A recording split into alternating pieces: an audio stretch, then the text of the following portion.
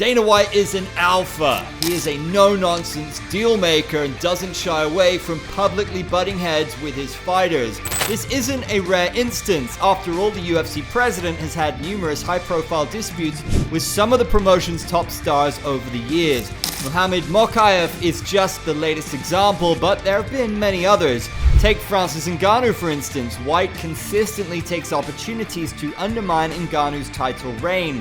Ngannou isn't alone in facing such tension. Several of MMA's most prominent fighters have had notable conflicts with White, and some of that animosity still lingers. Consistently, such fighters are erased from the UFC's history intentionally to send a message to others.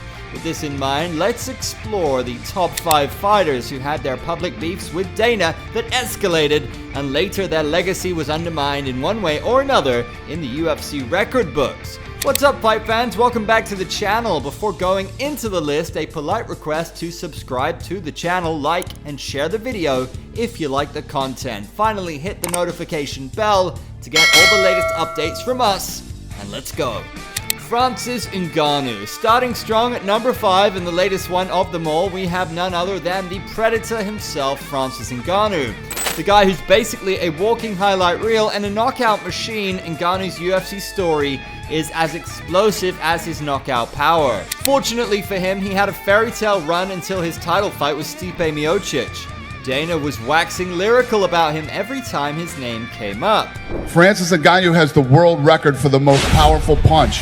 His punch is the equivalent to 96 horsepower, which is equal to getting hit by a Ford Escort going as fast as it can. So why is Ngannou on this list? Well, after his epic rise through the heavyweight division, Ngannou hit a major snag. He found himself in a major dispute with the UFC over contract negotiations. The reason? Ngannou wanted more freedom and better payment terms, while the UFC wasn't exactly thrilled about his demands. I had some personal encounters with him, as did other people in the organization, and this guy's ego just was so out of control. Their relationship took a nosedive and the UFC seemed to sideline him. Ngannou ended up leaving the promotion after his contract expired, and it was like they were trying to pretend he never existed. To malign him, even the UFC forged the record books to show fellow countryman Tafon Chukwi as the first Cameroonian in the UFC. Not only that, UFC edited Ngannou's name out of all the UFC content. Take a look at the original and edited clip. So there's always going to be tension there. But then him discrediting me, Kamaru Usman. But then him discrediting me, Francis Ngannou, Kamaru Usman. That ticked me off a little bit. So that's what started this. But again, I'll finish it. That is where it all felt petty. I mean, Dana, come on. He's the same power puncher you pushed to the moon. I think his ego ran away with him, big time. I can tell you that his ego absolutely did run away with him. Post-UFC, Ngannou didn't fade into obscurity. Instead, he signed with the PFL and made headlines with his high-profile transition to boxing. His story shows how a fighter can go from the top of the world to being, well, kinda erased when things escalate between them and the UFC top brass. Tito Ortiz. At number 4, we've got Tito Ortiz, a name that practically screams UFC legend. Ortiz was one of the first big stars in the UFC, dominating the light heavyweight division and becoming a household name. But his story with the UFC, oh boy, it's a roller coaster. When Tito and Chuck fought for the first time, I told Chuck, I want your gloves and your trunks. Wow. That you beat the snot out of him. Even while being the champ in the UFC, Ortiz has had some serious bad blood with UFC officials. Tito was outspoken about the UFC's management and his contract disputes. His controversial statements and clashes with Dana White didn't exactly help his case. To remind you all, before Dana became UFC president, he was the manager of Ortiz. The animosity was evident when Tito came to the weigh-in with a shirt saying, "Dana is my b***." Surprisingly, both agreed and were scheduled to have a boxing fight. Even though the fight fell through, Ortiz continued to attack White in the media, calling him a wannabe gangster.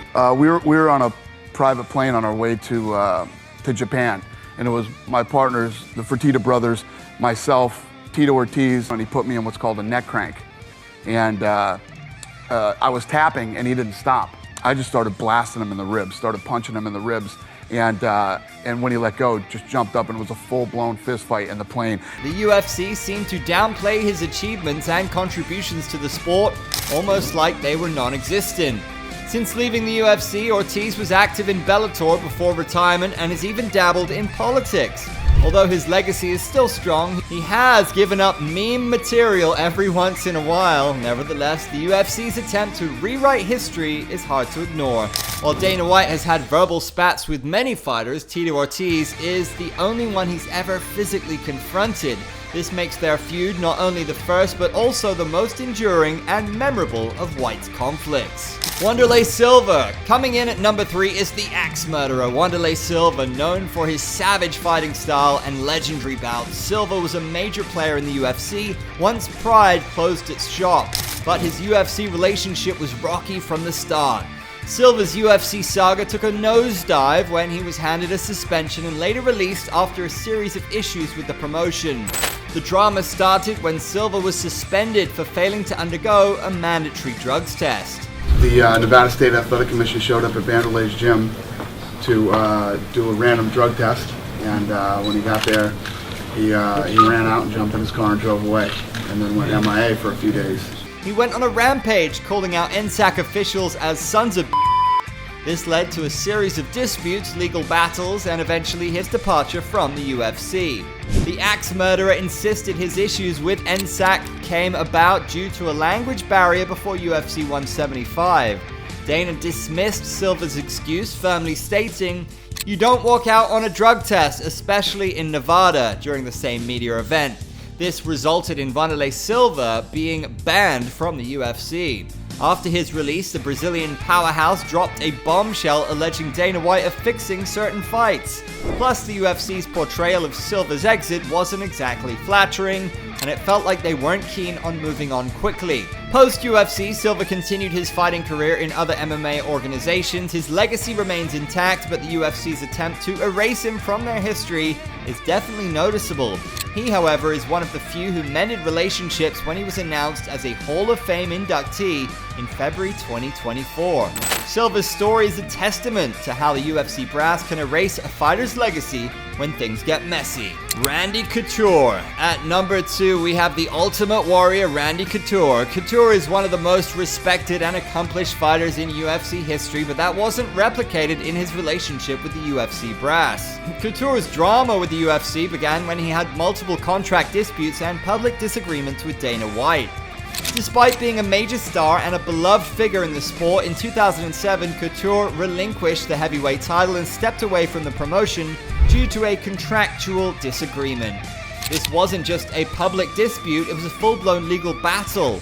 The UFC held a press conference to counter Couture's claims, and a lengthy and costly legal struggle ensued. Couture eventually renegotiated with the UFC and returned to the octagon.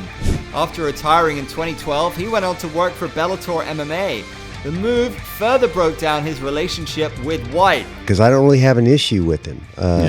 He's got an issue with me and me trying to take care of my career. And the fallout continued as evidenced by Couture being barred from cornering his son, Ryan Couture, at the UFC event in Sweden in 2013. This ban highlighted the deep-seated animosity between Couture and UFC President Dana White, showcasing just how personal and bitter the feud had become. Couture took it a notch further by being a major force behind the antitrust suit against the UFC. Dana and his PR were pissed off by this and went guns blazing to malign the natural. His legacy remains, but the UFC's attempt to downplay his impact on the game was visible. Frank Shamrock. Finally at number 1, we have the original UFC superstar Frank Shamrock. Shamrock was a pioneer in the sport, known for his dynamic skills and groundbreaking performances, but his story with the UFC is a sham at best. Frank Shamrock is an irrelevant jackass because you're a two-faced lion chump. That's what you are, Frank Shamrock. When discussing the greatest feuds between Dana White and UFC champions, the conversation inevitably begins with his tumultuous relationship with Frank Shamrock, as it marked the first major conflict White had with one of his fighters. Frank was an alpha dog, so was Dana. Shamrock was ahead of his time in the MMA game, both in MMA skills and fight promotion. After dominating the sport and becoming a UFC champion, Dana roped him in once they brought the UFC to align him with their ideas. That's when both had disagreements over the future they had in mind for a Zuffa-led UFC. Naturally, Frank Shamrock fell out of favor with Zuffa, leading to significant tensions. Shamrock then moved to Strikeforce, where he leveraged social media and trash talk to set up major matchups. His approach to building grudge matches became a model that the UFC now seems to follow. White, to his credit, avoided a direct confrontation, but Shamrock was all for it when given a chance, having been largely erased from UFC history. What have you done for mixed martial arts in the last 10 years? What have you done? You haven't done anything. You're just a liar. When asked about what might entice him to come out of retirement, Frank Shamrock uttered impulsively Dana White. The two had a long-standing rivalry in MMA. Shamrock has criticized the UFC for erasing history regarding his achievements and celebrated the antitrust lawsuit vehemently. Shamrock's saga is a powerful example of how a fighter's legacy can be overshadowed when there's bad blood with the promotion. And that's a wrap on our list of the top 5 fighters who are deliberately being erased from UFC history. It's wild to see how quickly the UFC can move on from fighters who've had their share of drama and disputes. If you enjoyed this video, make sure to hit that like button, drop a comment with your thoughts on these fighters, and don't forget to subscribe for more epic MMA content. We've got plenty of exciting stuff coming your way, so stay tuned. Thanks for hanging out with us today, and until next time, keep it real and keep fighting for what you believe in.